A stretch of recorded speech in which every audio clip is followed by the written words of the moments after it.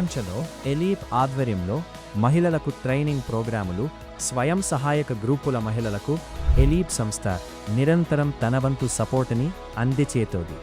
ఇందులో భాగంగా ప్రపంచ బ్యాంకు నిధులతో కేంద్ర ప్రభుత్వ సూక్ష్మ చిన్న మధ్య తరహా పరిశ్రమల మంత్రిత్వ శాఖ మరియు తెలంగాణ ప్రభుత్వం ప్రోత్సాహంతో నిర్వహిస్తున్న ర్యాంప్ ప్రాజెక్టులో భాగంగా భద్రాద్రి కొత్తగూడెం జిల్లా పాల్వంచలో కంప్యూటర్ ఎంబ్రాయిడరీ కోర్సులో మహిళలకు శిక్షణనిచ్చారు.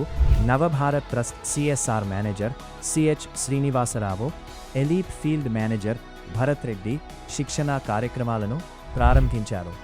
ఏప్రిల్ 21 నుండి 15 రోజుల పాటు జరిగిన ఈ కార్యక్రమాలలో 35 మంది చొప్పున మహిళలు శిక్షణ పొందారు.